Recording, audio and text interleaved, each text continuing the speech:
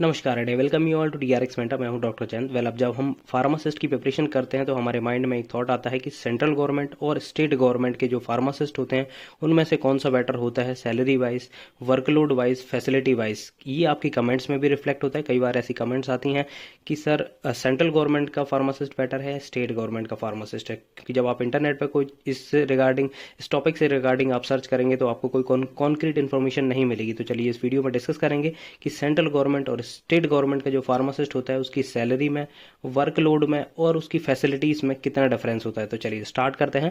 But उससे पहले यदि आपने चैनल को सब्सक्राइब नहीं किया है तो चैनल को सब्सक्राइब कर लीजिए, सो दैट आपको फार्मा रिलेटेड जितनी भी इंपॉर्टेंट इन्फॉर्मेशन है वो मिलती रहेगी। मैं ऑलरेडी सीजीएचएस में वर्क कर चुका हूँ। यदि आपको सीजीएचएस से रिलेटेड कोई डाउट है तो आप हमारे चैनल को ज्वाइन कर सकते हैं, जहाँ पर आपको मिलने वाला है मात्र 29 रुपये में सीजीएचएस हो गया, आरआरबी हो गया, आरआरबी, सीजीएचएस और जितने भी प्रीवियस ईयर के क्वेश्चन पेपर है फार्मासिस्ट से रिलेटेड, और जो मैं वीडियो अपलोड करता हूँ, एमसीक्यू सॉल्व कराती हूँ, उनकी यदि पीडी आपको चाहिए तो आप हमारे चैनल को ज्वाइन भी कर सकते हैं मात्र 29 रुपीज़ में। तो चलिए स्टार्ट करते हैं। सबसे पहले बात करेंगे सेंट्रल गवर्नमेंट और स्टेट गवर्नमेंट के फार्मासिस्ट। आपको पता है सेंट्रल गवर्नमेंट में बहुत सारी इंस्टीट्यूट या संस्थाएं हैं जो कि फार्मासिस्ट को रिक्रूट करती हैं, जैसे कि रिसेंट में अभी हॉट टॉपिक है RRB pharmacist, AIIMS pharmacist, ESIC, CGHS, SSC की थ्रू ही ऑलरेडी अब सीजीएचएस फार्मासिस्ट बनते हैं। पहले सीजीएचएस अपना खुद का एग्जाम कंडक्ट कराता था। SBI pharmacist, coal mines, BSF, army, paramilitary, IITs में फार्मासिस्ट की वैकेंसी आती है, एनआईटी यूनिवर्सिटी में भी फार्मासिस्ट की वैकेंसी आती है, और भी बहुत सारे इंस्टीट्यूट है जहां पर फार्मासिस्ट की वैकेंसी आती है।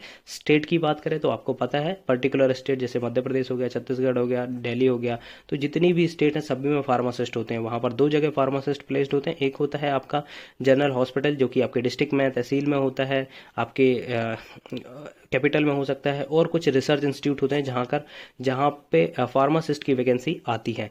अब जानेंगे कि आपको पता है रिक्रूटमेंट प्रोसेस पर्टिकुलर, जैसे हम इसकी बात करें सेंट्रल गवर्नमेंट में तो पर्टिकुलर रिक्रूटमेंट बॉडी है, जैसे आरआरबी है, एम्स है, ईएसआईसी है, सबके अपने अपने एग्जाम होते हैं। एमपी में बात करें तो एमपीपीईबी जो Madhya Pradesh professional selection board है उसके थ्रू होता है। छत्तीसगढ़ में भी अपना व्यापम के थ्रू होता है। दिल्ली में डीएसएस भी कराता है, रिसेंट में इसकी वैकेंसी आई हुई थी।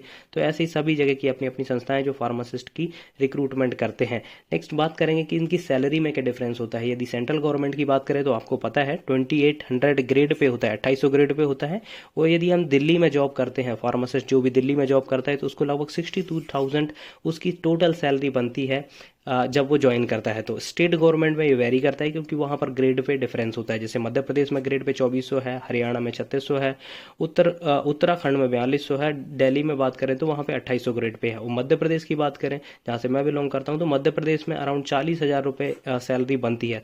तो आप देख सकते हैं लगभग 62,000 से 42 ओनली 40,000, लगभग 22,000 का यहाँ पर सैलरी डिफरेंस आता है। सिमिलरली यदि हम बात करें हरियाणा की बात करें तो वहाँ पर 3600 ग्रेड पे है, तो वहाँ पर लगभग अराउंड 50,000 तक सैलरी बनेगी। ठीक है, यूके में थोड़ी ज़्यादा बनेगी, बट यहाँ पर अलाउंसेस की डिफरेंस होती है। जैसे अलाउंसेस आपको पता है सेंट्रल गवर्नमेंट में आपको डीए मिलता है, एचआरए मिलता है, और ट्रैवलिंग अलाउंस मिलता है, और HPCA hospital patient care allowance जो कि सेंट्रल गवर्नमेंट के एम्प्लॉय और दिल्ली गवर्नमेंट के एम्प्लॉय को ही मिलता है। बाकी यदि हम बात करें मध्य प्रदेश गवर्नमेंट में या फिर हरियाणा गवर्नमेंट में, उत्तराखंड गवर्नमेंट में, यहाँ पर ये एचपीसीए नहीं दिया जाता। इसलिए हमारी जो सेंट्रल गवर्नमेंट में सैलरी होती है वो बहुत ज़्यादा बनती है कंपेयर टू स्टेट गवर्नमेंट। बाकी यहाँ पर जैसे डीए की बात करें तो लगभग 50% चल रहा है, एचआरए 27% मिलता है, और ये लगभग जैसे बात करें हम फार्मासिस्ट की तो लगभग 5,000 करीब टीए बनता है। सिमिलरली यदि एमपी में बात करें तो डीए इनका अभी 42% चल रहा है, 42 to 46% चल रहा है, तो उस वजह से सैलरी कम हो जाती है। दूसरा यहाँ पर एचआरए तो लगभग सभी जगह सेम ही मिलता है। जैसे दिल्ली में 27% मिलता है यदि एक सिटी है, जैसे इंदौर में यदि कोई प्लेस्ड होगा या फिर जो बड़ी सिटीज़ होती हैं यदि वहाँ पे प्लेस्ड है तो उनको 27% ही मिलेगा। लेकिन जो स्टेट गवर्नमेंट के फार्मासिस्ट होते हैं वो जनरली प्लेस्ड होते हैं तहसील में, डिस्ट्रिक्ट में, तो वहाँ पर एचआरए कम बनता है, इस वजह से भी सैलरी में डिफरेंस आता है। थर्ड, आपका एचपीसीए नहीं मिलता है, टीए भी वहाँ पर ट्रैवलिंग अलाउंस जो होता है वो कम मिलता है, इसलिए स्टेट गवर्नमेंट में आपकी सैलरी कम बनती है। नेक्स्ट बात करेंगे वर्कलोड में कितना डिफरेंस होता है। देखिए सबसे पहले वर्किंग आवर्स की बात करेंगे तो सीजीएचएस में वर्किंग आवर्स होते हैं 7:30 से लेकर 2 बजे के, मतलब मॉर्निंग में 7:30 से दोपहर के 2 बजे तक। ईएसआईसी की बात करें तो 9 से 4 तक होता है, एम्स में भी 9 से 4 तक होता है। आरआरबी की बात करें, रेलवे का जो फार्मासिस्ट होता है उसमें 2 शिफ्ट होती हैं। पहला होता है आपकी मॉर्निंग शिफ्ट में 9 से 1 बजे तक, और दूसरा होता है 4 से 5 बजे तक।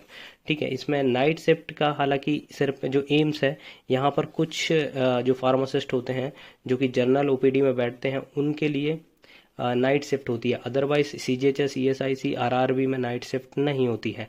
बात करें स्टेट फार्मासिस्ट में, तो स्टेट में जनरली नाइट शिफ्ट होती है, क्योंकि यहाँ पर शिफ्ट में ड्यूटी लगती है। ये जनरल हॉस्पिटल्स होते हैं तो जनरल में सभी लोगों के लिए अलाउ होता है। हाँ, एक और मेजर डिफरेंस होता है कि जो सीजीएचएस हो गया तो उसमें सीजीएचएस में सिर्फ सेंट्रल गवर्नमेंट के एम्प्लॉइज ही आते हैं। ईएसआईसी में जो प्राइवेट में, जैसे कि जो मजदूरी करते हैं, जो प्राइवेट फर्म्स में वर्क करते हैं, कॉन्ट्रैक्ट बेसिस पे वर्क करते हैं, वो ईएसआईसी में इलाज कराने के लिए आते हैं। एम्स की बात करें तो एम्स में जनरल पॉपुलेशन ही आती है, हालांकि उतनी ज़्यादा पॉपुलेशन नहीं आती जितनी हम स्टेट गवर्नमेंट में देखते हैं। आरआरबी में सिर्फ रेलवे के कर्मचारी आते हैं, और जो रेलवे के पेशेंट्स, मतलब जो रेलवे में ट्रैवल कर रहे हैं उन वही पेशेंट्स वहाँ पर आते हैं। बट जहाँ पर स्टेट गवर्नमेंट की बात करें तो स्टेट गवर्नमेंट में सभी जा सकते हैं, जो भी स्टेट के, जैसे तहसील में है तो जो पूरी तहसील के व्यक्ति, जो भी पर्सनस हैं वो जा सकते हैं तहसील की हॉस्पिटल में। तो इसलिए यहाँ पर बात करेंगे तो वर्कलोड ज़्यादा होता है कंपेयर टू यहाँ पर बहुत कम होते हैं। सेंट्रल गवर्नमेंट में जैसे सीजीएचएस में कितने एम्प्लॉइज़ हैं, जैसे दिल्ली वगैरह में आप पोस्टेड है तो वहाँ पे हो सकता है कि कुछ ज़्यादा पेशेंट हो, बट जैसे आप दूसरी सिटीज़ में, जैसे भोपाल में है, जबलपुर में, तो वहाँ पर इतना डिफरेंस, इतना वर्कलोड नहीं होता है कंपेयर टू स्टेट गवर्नमेंट, क्योंकि स्टेट गवर्नमेंट में सभी आते हैं, जनरल पॉपुलेशन आती है। बट यहाँ पर स्पेसिफिक होता है कि रेलवे में सिर्फ रेलवे के कर्मचारी आएंगे, एम्स में आ सकते हैं। ईएसआईसी हो गया, ईएसआईसी में सिर्फ प्राइवेट कर्मचारी जो होते हैं, जो कॉन्ट्रैक्ट बेसिस पर वो आते हैं। सीजीएचएस में सिर्फ सेंट्रल गवर्नमेंट के एम्प्लॉय आते हैं। तो यहाँ पर वर्कलोड में बहुत ज़्यादा डिफरेंस होता है। बात करें फैसिलिटी की, तो देखिए सेंट्रल गवर्नमेंट की ये 2-3 फैसिलिटी बहुत अच्छी होती हैं। पहला तो होता है कि जो भी चिल्ड्रंस होते हैं उनके लिए चाइल्ड एजुकेशन अलाउंस होता है,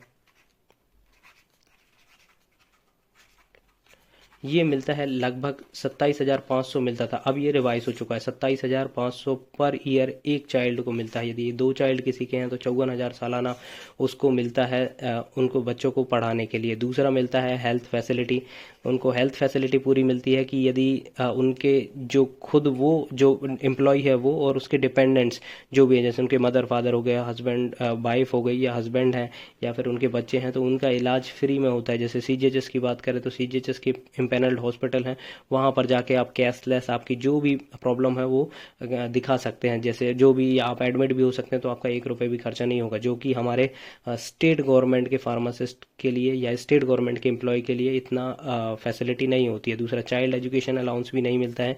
थर्ड मिलता है एलटीसी, मतलब ये होता है कि आपको एक बार टूर करने के लिए, मतलब आप विजिट करने के लिए एयर फेयर या फिर आप थर्ड एसी के किराए से आप जा सकते हैं घूमने के लिए। तो ये जो फैसिलिटी है वो आपको स्टेट गवर्नमेंट में नहीं मिलती है। ये 3 फैसिलिटी हैं जो कि जनरली मिलती हैं सेंट्रल गवर्नमेंट के एम्प्लॉय को। ठीक है, नेक्स्ट अब आपको बताना है, मैंने आपको यहाँ पर टोटली कंपैरिजन बता दिया कि आपको कौन सा फार्मासिस्ट अच्छा लगे। तो कमेंट करके आप बताइएगा कि कौन सा फार्मासिस्ट आपको अच्छा लगा और किस फार्मासिस्ट की आप प्रिपरेशन करना चाहते हैं। आई होप ये इन्फॉर्मेशन आपको अच्छी लगी होगी। अच्छी लगी तो प्लीज़ चैनल सब्सक्राइब करिए, वीडियो को लाइक करिए, शेयर करिए एंड कमेंट करिए। Thank you. नमस्कार।